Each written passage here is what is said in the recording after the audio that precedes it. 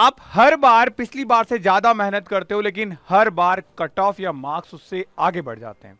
इस बार फिर ऐसा होने वाला है बिकॉज एनटीए ने अपने एनसीईआरटी के अंदर कुछ ऐसे बड़े अपडेट्स किए हैं जो डायरेक्ट आपके क्वेश्चन हिट हो सकते हैं। तो एक बहुत बड़ा सवाल फिर से आता है कि क्या हमें नई एनसीईआरटी पढ़नी चाहिए या हमें पुरानी एनसीईआरटी पढ़नी चाहिए, क्योंकि इस एनसीईआरटी में कुछ करेक्शंस किए गए हैं, कुछ एड ऑन किए गए हैं, कुछ नई चीजें लेके आया है।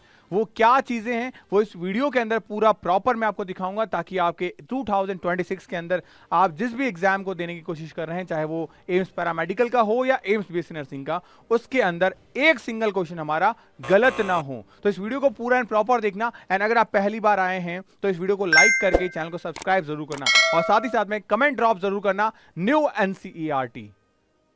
अपडेट पे अपडेट, अपडेट पे अपडेट, हर बार एनटीए कुछ ना कुछ अपडेट्स को लगातार लेकर आ रहा है और मैं लेके आ चुका हूं एनसीईआरटी की वो बड़ी अपडेट्स जो हो सकता है 2026 में ना सिर्फ अपडेट रहे बल्कि एमसीक्यू क्वेश्चन साबित हो सकते हैं हमारे। मोस्ट वेलकम है आप सभी का एक बार फिर से एम्स नर्सिंग इंस्टीट्यूट के शानदार प्लेटफॉर्म पे। मैं मिंटोर जय 2017 से लाखों बच्चों को मिंटोर कर चुका हूं, बहुत सारे बच्चों को मेडिकल कॉलेजेस में MBBS, nursing and paramedical pharmacy के लिए भेज चुका हूं। Now it's your turn.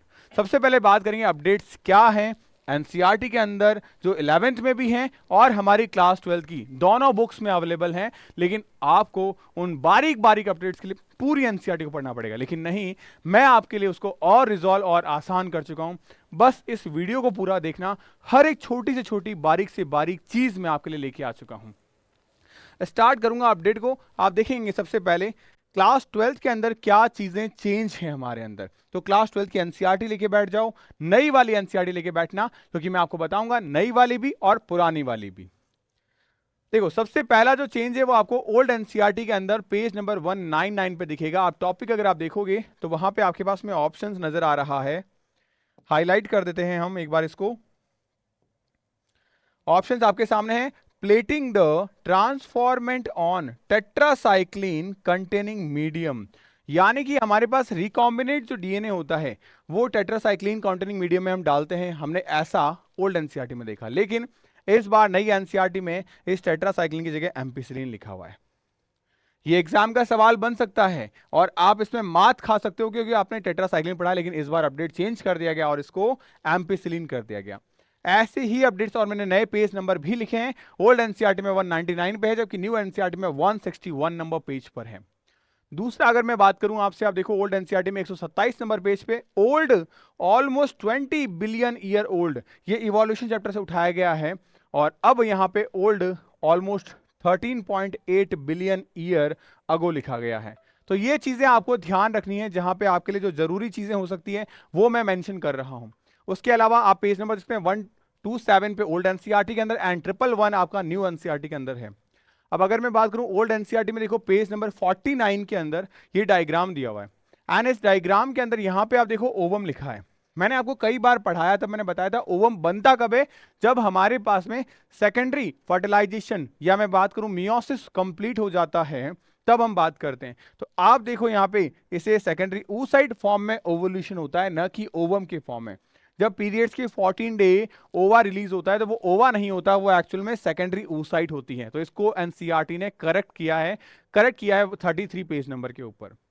Same ऐसी मिस्टेक देखो ओल्ड एनसीईआरटी में 29 पे COB cob like tassels you see are nothing but stigma and styles which have a wind to pollinate. तो ये आपका मेज के लिए दिया गया था। अब यहां पे चेंज देखिए, corn cob the ears you see the nothing but the stigma and style which wave in the wind। तो आपने देखा होगा कि वो वेव करती है, लेकिन यहाँ पे मेनली यहाँ पे टेसल की जगह क्या कर दिया है, ईयर्स कर दिया है, कान की तरह कर दिया है। ये ध्यान रखना है आपको। ये सारे चेंजेस एंड मॉडिफिकेशंस थे क्लास 12 के अंदर। एंड अगर मैं बात करूं क्लास 11th को लेके, तो यहाँ मॉडिफिकेशंस में आपको पेज नंबर 334 पे एड्रिनल ग्लैंड का जो टॉपिक है वहां देखो, one at the anterior part of each kidney, each kidney. यहां मॉडिफिकेशन में one above of each kidney, एक में एंटीरियर था एक में अबाउ था, पोजीशन को चेंज कर दिया गया। ध्यान रखना, anterior is not a correct answer, above is a correct answer, जो कि आपके न्यू एनसीईआरटी में पेज नंबर 244 पे मेंशन है, जबकि ओल्ड एनसीईआरटी में 334 पे मेंशन था। दूसरी तरफ ओल्ड एनसीईआरटी के अंदर आप देखेंगे 309 के ऊपर, hyoid is the present at the base of a buccal cavity and it's also including in the skull. ये हायोडाइड बोन जो किसी और अदर बोन से नहीं जुड़ती है, उसके बारे में स्टेटमेंट है 309 पे। न्यू एनसीईआरटी में 224 पे आप देखिए, hyoid is present at the base of a buccal cavity, it's also include in the skull, ये हटा दिया गया है। तो ध्यान रखना ये चीज कि अब हम ये स्टेटमेंट नहीं दे सकते, it is also including in the school. Next modification हमारे पास में मसल्स के अंदर है, यहां लिखा हुआ है प्रोटोजोन्स लाइक यूग्लिना। जब हम बात करते हैं कि वाटर कैनाल सिस्टम या वाटर मेंटेनिंग सिस्टम स्विमिंग के लिए मसल्स किस तरीके से हेल्प करता है, तो sponges and locomotion and protozoans जैसे यूग्लिना दिया हुआ है। तो यूग्लिना प्रोटोजोन्स में दिया गया है, लेकिन अब देखो यहाँ पे प्रोटिस्टा में डाल दिया गया है इसको, यानी यूग्लिना को प्रोटोजोन्स में नहीं, यूग्लिना को प्रोटिस्टा में डाला गया है, ये ध्यान रखिएगा। तो यहां प्रोटिस्टा मेंशन है इन योर न्यू एनसीईआरटी।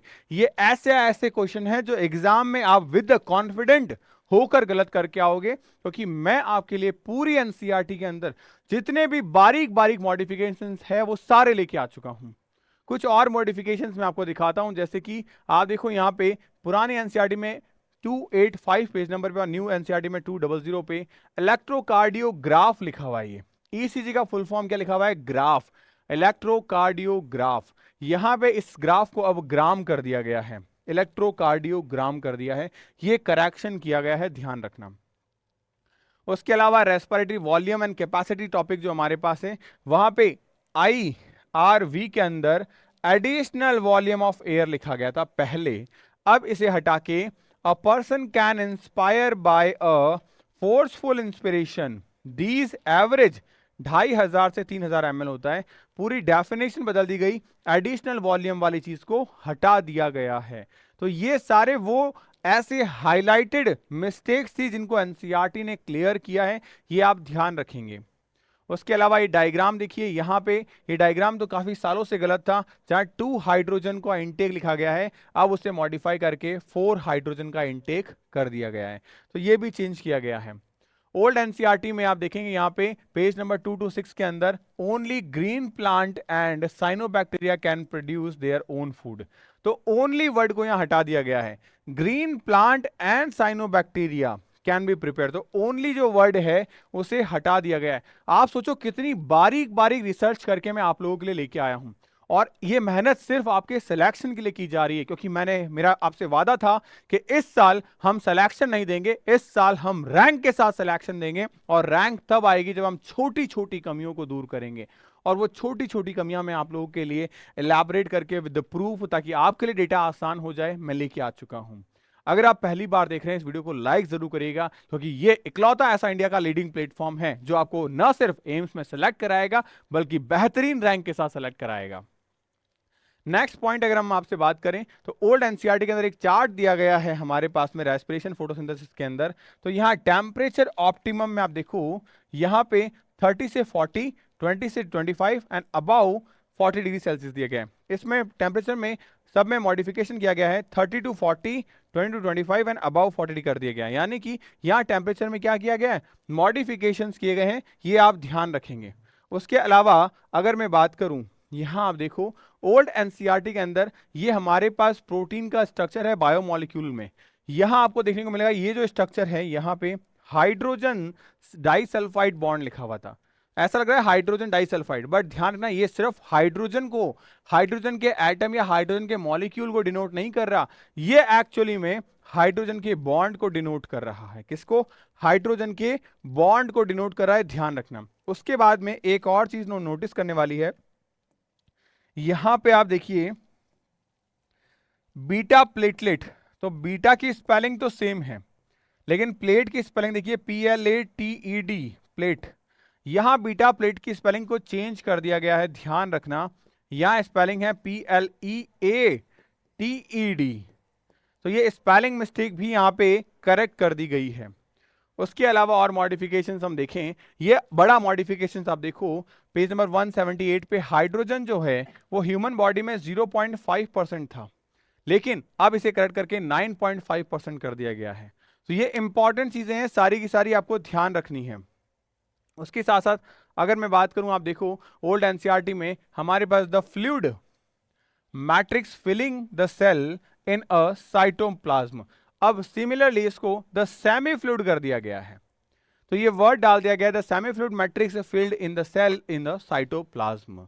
तो ये प्रोकैरियोट के अंदर किया गया चेंजेस है, जो आपको 163 pages in old NCERT and 90 number pages in new NCERT देखने को मिलेंगे।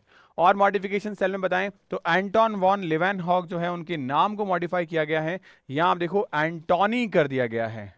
पहले आपके पास में इनका नाम का मीनिंग था एंटोन, एंड नाउ इसे ट्रांसफॉर्म करके एंटोनियो ये कर दिया गया है। तो this is the correct and this is the wrong. उसके बाद में पेज नंबर 99 पे आप क्लोरोफाइसिस फैमिली में देखो, vegetative reproduction is usually take place by fragmentation, और साथ में बोला गया था और by formation of different type of spores, इस लाइन को हटा दिया गया है। ओनली फॉर फ्रेगमेंटेशन तक रखा गया है, फॉर्मेशन आपका हटा दिया गया है, स्पोर के फॉर्मेशन को रिमूव कर दिया गया है नई एनसीईआरटी के अकॉर्डिंग। उसके अलावा आप देखेंगे यहाँ पे हमारे पास में जो प्रियॉन से एक डिजीज होती थी, जेकब डिजीज हम जिसे कहते थे, वहां पे लिखा हुआ था CR, जेकब डिजीज। अब इस CR को पूरा का पूरा फुल फॉर्म के साथ लिखा गया है आपके पास में क्रुज़वेल्ट-फील्ड, तो क्रुज़वेल्ट-फील्ड जेकब डिजीज, यानी यहाँ CR का पूरा नाम रख दिया गया है। तो एनसीईआरटी में ये मॉडिफिकेशन जो हो रहे हैं वो सारे के सारे मैंने आपको दिखाए। अगर आप चाहते हैं प्रॉपरली सेलेक्ट होना अपने एंट्रेंस एग्जामिनेशन में और बेहतरीन रैंक के साथ में, बेहतरीन फैकल्टी के साथ में, बेहतरीन स्टडी मटेरियल के साथ में, क्योंकि अक्सर बच्चा परेशान होता है एम्स के लिए क्योंकि उसे प्रॉपर प्लेटफॉर्म नहीं मिल पाता। और सबसे इंपॉर्टेंट चीज एक जीके, एक ऐसा सब्जेक्ट जिससे वो परेशान होता है, इस जीके को हमने विद इन 90 पेजेस में करीब आपके लिए खत्म कर दिया है। जो 2026 के स्टूडेंट्स हैं उनसे मेरी रिकमेंडेशन रहेगी, अगर आप तैयारी करना चाहते हैं तो आंखें बंद करके आप AIIMS nursing institute and J academy के एप्लीकेशन पे भरोसा कर सकते हैं, बिकॉज लाखों बच्चे हर साल इस एग्जामिनेशन को देते हैं, लेकिन कुछ चुनिंदा बच्चे सेलेक्ट होते हैं। कारण क्या है? एक सही प्लेटफॉर्म, एक सही डेडिकेशन, एक सही स्टडी रिसोर्सेज की जो हम आपको प्रोवाइड करवा रहे हैं। आप ज्वाइन कर सकते हैं उम्मीद प्लस बैच को, जहां पे मैं खुद आपको प्रॉपरली पूरे ईयर लॉन्ग में 3 टाइम्स आपका इंटायर सिलेबस कंप्लीट करवाते हैं। 7 आपको नोट्स मिलते हैं, ये जीके नहीं, इसके अलावा आपको फिजिक्स, केमिस्ट्री, बायो की बुकलेट्स भी मिलेगी। सिर्फ आपको वही पढ़नी है, एनसीईआरटी का कंसाइज सिंपलेस्ट फॉर्म हमने डाल दिया है कलरफुल फॉर्मेट में चार्ट फ्लो के अंदर। तो नोट्स आपको मिल जाएंगे, डेली क्लासेस होती है, वीकली मंथली टेस्ट होते हैं, 1-on-1 मेंटोरशिप है, एंड 251 की एक प्रॉपर टेस्ट सीरीज भी आपको इसमें साथ मिल जाएगी। ये वो किताबें हैं जो आपको आपके घर पे डिलीवर की जाएगी। तो अगर आप चाहते हैं प्रिपरेशन करना तो ये आपके लिए सही राइट समय है कि आप स्टार्ट करें अपनी जर्नी को, बिकॉज आज से करीब 8 महीने हैं और इन 8 महीनों में अगर हम ढंग से तैयारी कर लें तो ये 250 दिन हम हमारे सिलेक्शन को कामयाब कर सकते हैं। होपफुली वीडियो आपके लिए बहुत हेल्पफुल रहा होगा, एंड अगर वीडियो आपको पसंद आया, इस तरीके का कंटेंट आपको पसंद आया जो हम आपके लिए एफर्ट्स डाल रहे हैं, तो वीडियो को लाइक जरूर करिएगा और कमेंट जरूर करिएगा कि आप 2025 में कौन से एम्स को टारगेट कर रहे हैं।